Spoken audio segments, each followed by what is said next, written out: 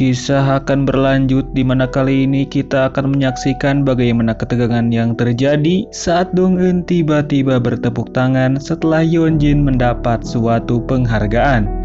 Merasa telah dihina, dengan tanpa pikir panjang wanita ini langsung menampar Dong-eun tepat di hadapan teman-temannya. Beruntung sebelum keduanya beradu mekanik, di sana ada Jaejeon yang menjadi seorang penengah dan memisahkan keduanya.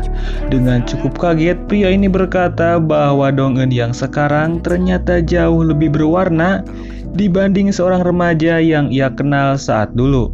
Namun yang menjadi menarik adalah Dong-eun sama sekali tidak panik setelah apa yang terjadi, di mana ia malah berkata, "Kalian ternyata masih sama seperti dulu." Mengenai Jaejeon, tanpa diduga ia mengatakan sesuatu yang sangat sensitif bagi pria itu, di mana ia menyinggung soal mata Jaejeon dengan berkata seperti ini, "Bagaimana kau tahu hidupku berwarna, padahal kau sendiri kan buta warna?" Setelah kejadian itu, sedikit demi sedikit kehidupan Jaejeon berubah menjadi berantakan, di mana ia teringat kembali akan apa yang dikatakan Dong-eun mengenai masalah di matanya. Perlu diketahui, dari zaman sekolah Jaejeon sangat sensitif akan hal itu. Kini hari-harinya mulai memburuk, di mana ia sering overthinking dan mudah marah pada hal-hal kecil. Sementara itu, scene kemudian bergeser pada seorang dokter bernama Jung yang dimana kali ini ia telah masuk kerja di suatu rumah sakit milik orang tuanya.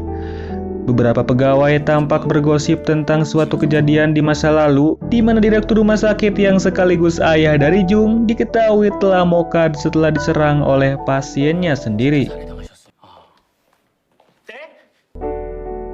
Tak lama kemudian, Jung yang baru saja membeli kopi tiba-tiba mendapat suatu kabar yang mengagetkan, di mana seorang pasiennya yang sudah dianggap seperti keluarga dikabarkan telah menghembuskan nafas terakhir karena penyakit yang diidapnya.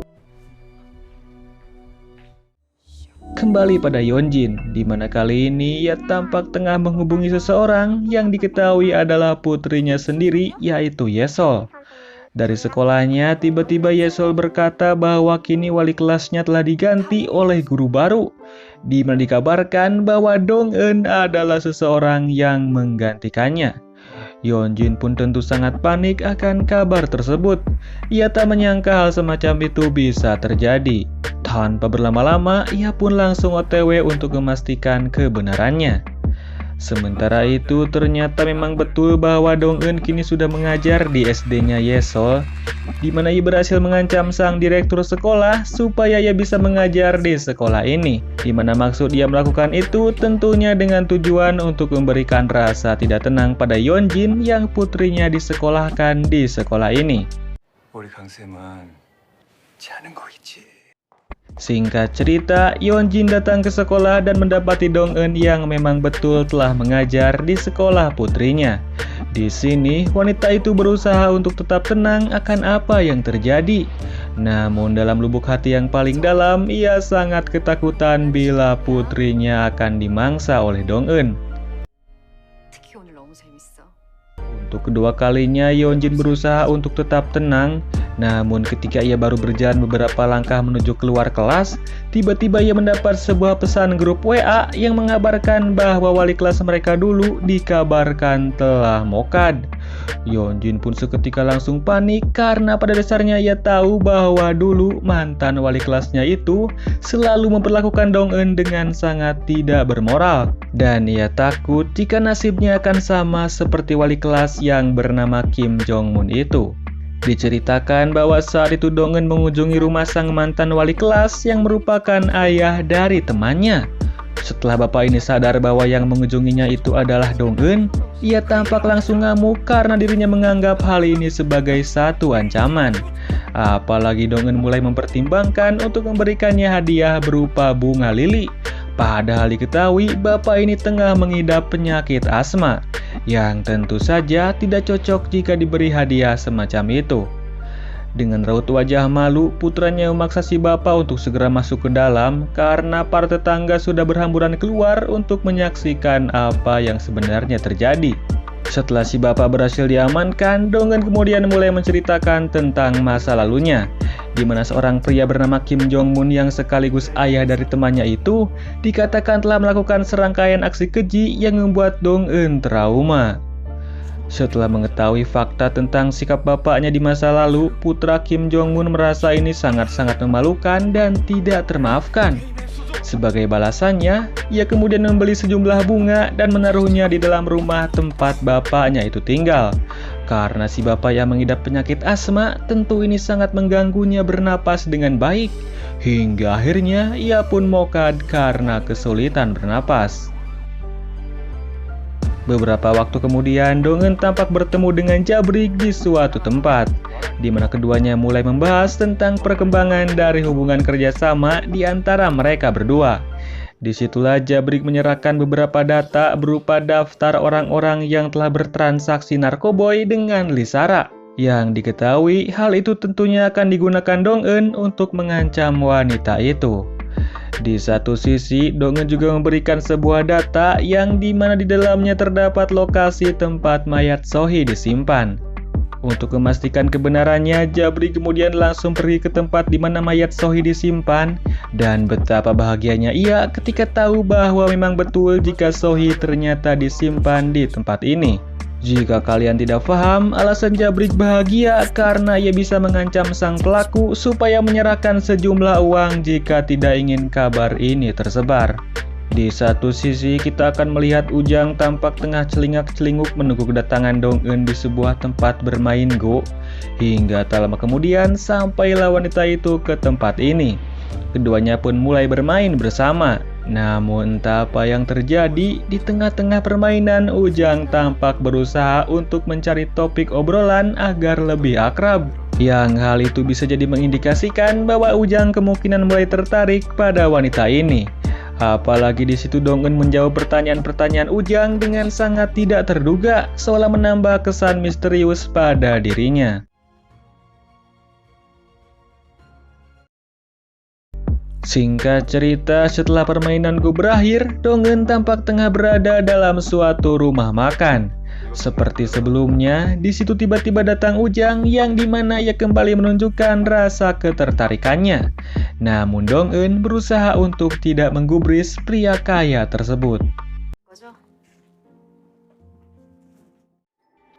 Saat di sekolah, Dong-eun melihat Yesol yang tampak diomelin oleh salah satu temannya, di mana hal itu terjadi karena anak tersebut tidak bisa menentukan warna pada bunga sakura yang tengah ia lukis.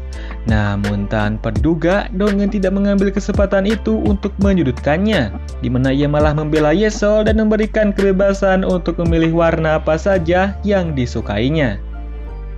Yeonjin yang masih penasaran dan khawatir akan nasib anaknya, segera OTW ke sekolah untuk melihat bagaimana kondisinya.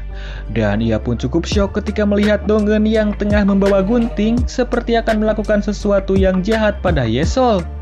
Yeonjin melakukan berbagai cara supaya bisa menyingkirkan Dong-eun. Dimulai dari mencari informasi tentang dirinya di sekolah, dan bahkan meminta oknum polisi untuk mencari data-data tentang wanita itu. Namun ia cukup terkejut ketika tahu bahwa Dong-eun direkomendasikan langsung oleh direktur supaya bisa mengajar di sekolah ini. Jadi bisa kita tarik kesimpulan, mengeluarkannya dari sekolah tentu bukanlah perkara yang enteng.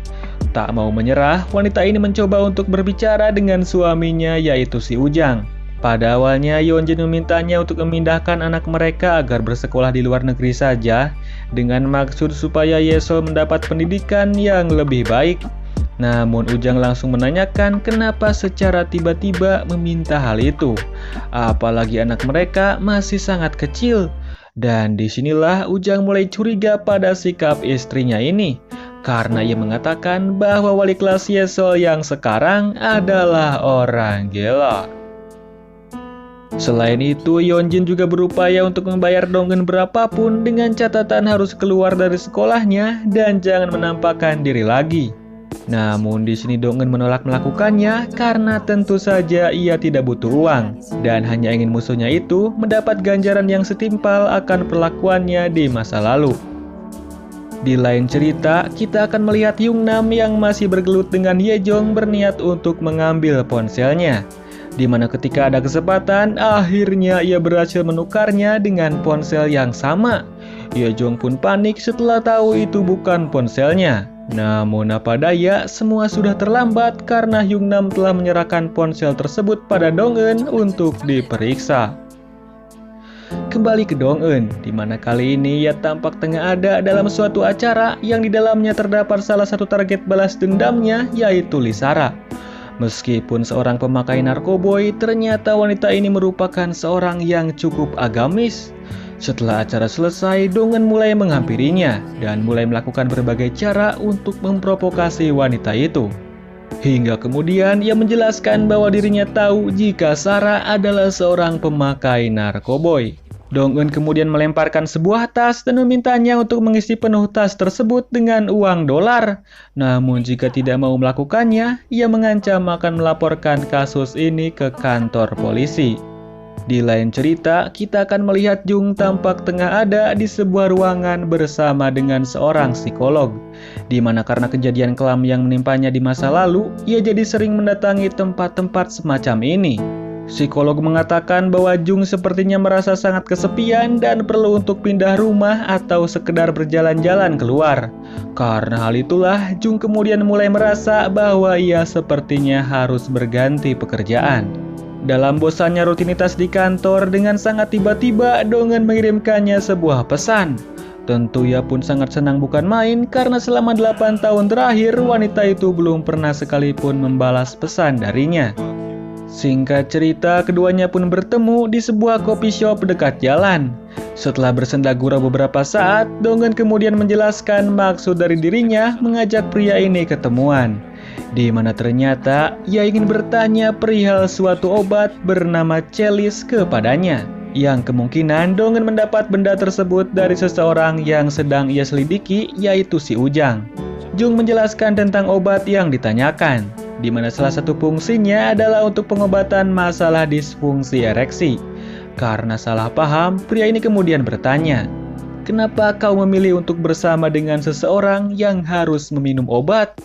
Entah apa yang terjadi, di sini Dong-eun tiba-tiba meminta maaf tanpa ada penjelasan apa yang mendasarinya mengatakan hal itu. Jung yang bingung menanggapi hal ini sebagai permintaan maaf untuk sebuah perpisahan. Ia kemudian bertanya, "Kenapa kau tidak memilihku?"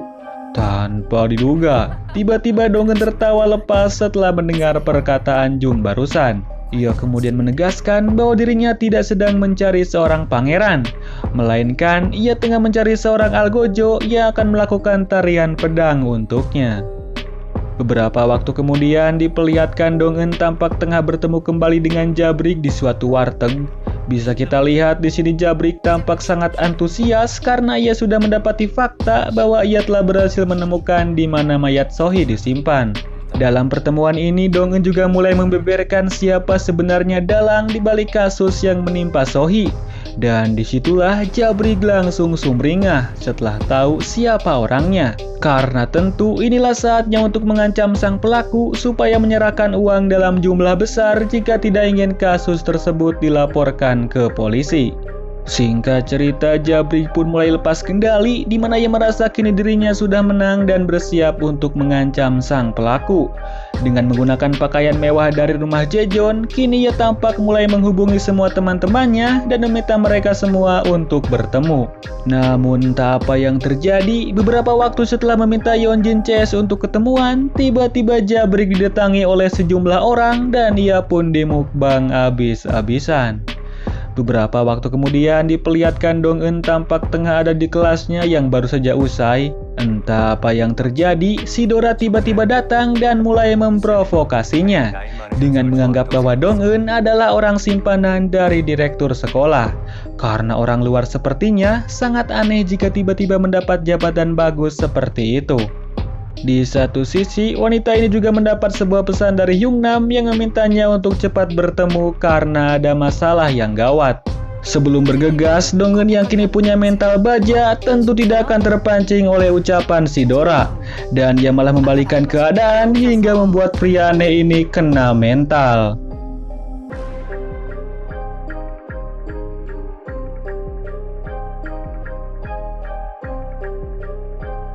Sementara itu, di kantornya tiba-tiba Ujang mendapatkan sebuah paket yang tertera nama Jabrik sebagai pengirimnya, di mana ternyata pria itu secara tidak terduga mengirimkan sebuah foto ketika Ujang tengah mengobrol dengan Dong Eun di suatu tempat. Di lain sisi, Jaejeon juga mendapat sebuah paket misterius dari Jabrik berupa sikat gigi milik Yesol, putri dari Yeonjin dan Ujang. Singkat cerita, Ujang tampak bertemu dengan Jaejeon dan mulai bertanya perihal keberadaan Jabrik. Tapi ternyata Jaejeon juga tidak tahu dan malah mengatakan bahwa dirinya juga dikirim sesuatu oleh pria tersebut. Karena sebuah alasan, keduanya tidak saling memberitahu akan paket apa yang dikirim Jabrik pada mereka berdua. Di situ Jaejeon benar-benar heran kenapa Ujang yang menurutnya berada di tingkatan yang jauh di atasnya dapat dengan mudahnya diancam oleh Jabrik yang merupakan babu bagi dirinya. Jaejeon penasaran paket apa sebenarnya yang digunakan pria itu untuk mengancam orang sekelas Ujang. Beberapa waktu kemudian, Jaejeon mulai penasaran terhadap Yesol di mana ia merasa ada satu ikatan di antara mereka berdua. Pria ini kemudian berupaya untuk mencari tahu semua tentangnya. Dan pada akhirnya, ia mengecek DNA dari anak itu dan mendapati suatu fakta yang mencengangkan, di mana ternyata 99% dirinya adalah ayah dari Yesol.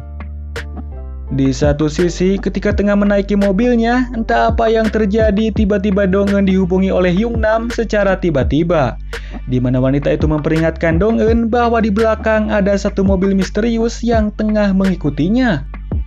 Agar tidak terekspos jika terjadi sesuatu, Dong Eun meminta Yoongnam untuk tetap tenang dan tidak usah terlibat masalah ini.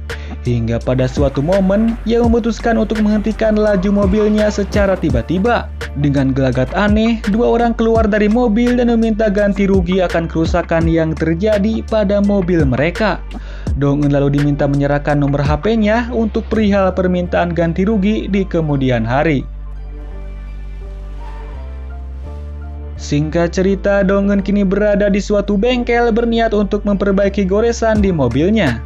Namun tak apa yang terjadi, tiba-tiba ia merasakan reaksi aneh ketika para karyawan bengkel tampak tengah memasak sesuatu menggunakan alat panggang.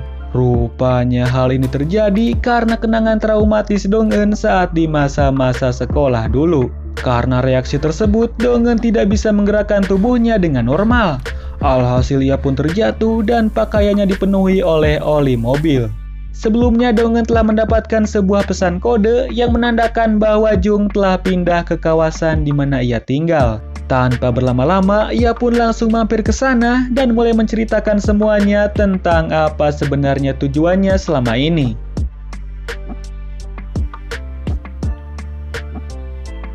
Setelah menceritakan semuanya, Jung tentu sangat syok dan mulai menasihati Dong Eun untuk tidak melanjutkan aksi balas dendamnya.